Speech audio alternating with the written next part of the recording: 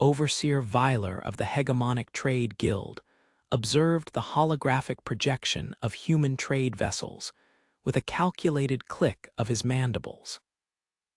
Inefficient, Weiler articulated to his gathered trade counselors, his voice a series of precise, resonant chimes. Their propulsion consumes excessive fuel. Their cargo manifest processing is rudimentary, and their reliance on linear jump gates makes them easily categorized and managed. Advisor Xantis, a slender guild official whose optical sensors pulsed with data, resonated agreement. Indeed, Overseer, their adherence to traditional physics, even as they traverse interstellar distances, limits their speed.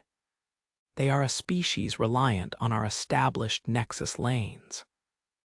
Ambassador Kenji Tanaka, human trade liaison, kept his expression serene.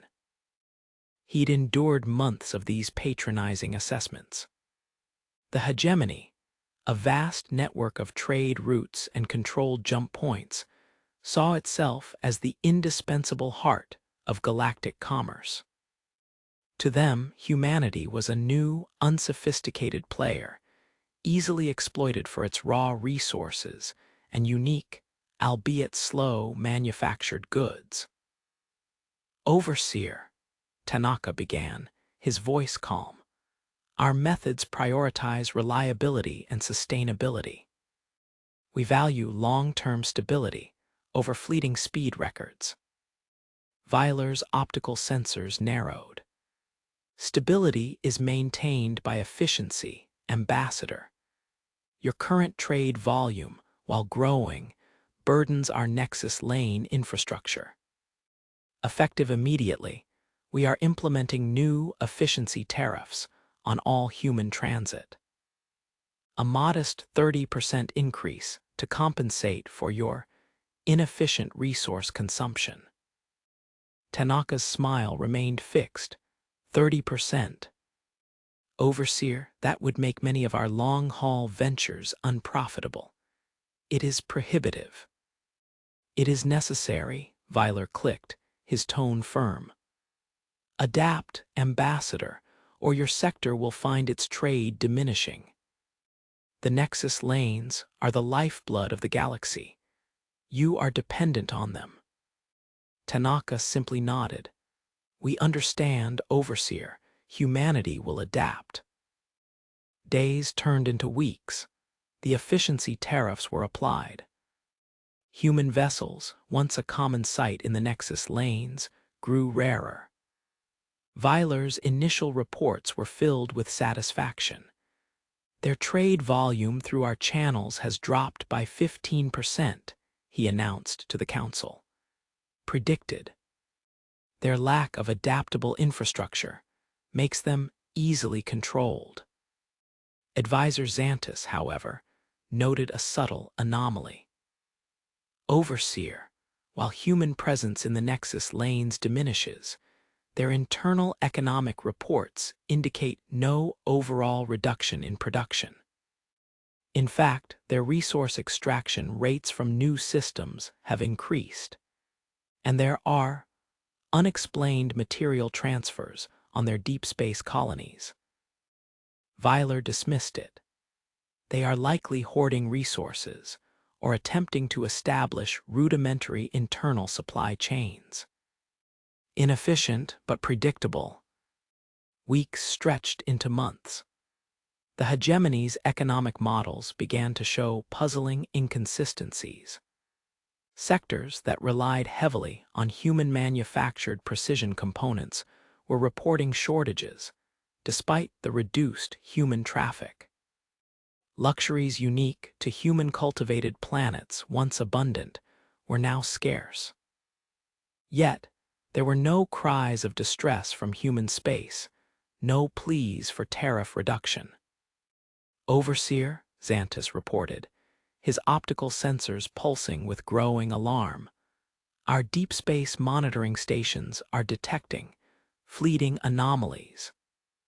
faint energy signatures near uncharted spatial rifts, gone before they can be categorized, only for milliseconds. We initially dismissed them as sensor ghosts, but their frequency is increasing. Weiler scoffed, human primitive FTL failing. It will only serve to reinforce their dependence on us. He was wrong. Captain Alina Rostova, commanding the HFS Wayfinder Asterisk, watched the shimmering spatial rift open before them. Navcom, plot course for Gamma Quadrant, Sector 7. Direct jump. Ignore Nexus lane protocols. Direct jump confirmed, Captain, her Navcom replied. Estimated transit time, 2 hours, 14 minutes. Nexus lane equivalent, 27 days, 8 hours. Trade profitability, 98% higher. This was the truth. While the hegemony had boasted of its vast network, humanity had been quietly developing void skipper technology. It didn't use jump gates. It used precisely calculated microrifts, brief, unstable tunnels through spacetime that humans could navigate, bypassing standard physics and the entire hegemony infrastructure. It was risky, chaotic, and utterly undetectable by conventional means, and it made hegemony control obsolete. Weiler had finally summoned Ambassador Tanaka to the main guild chamber. The overseer's mandibles clicked with barely concealed frustration. Ambassador, your species' economic activity is incomprehensible. You are not using our nexus lanes, yet your output remains constant. Where are your goods going? How are your colonies sustained? Tanaka smiled, a genuine, warm smile that held a hidden edge of triumph. Overseer, you imposed efficiency tariffs. Humanity merely adapted.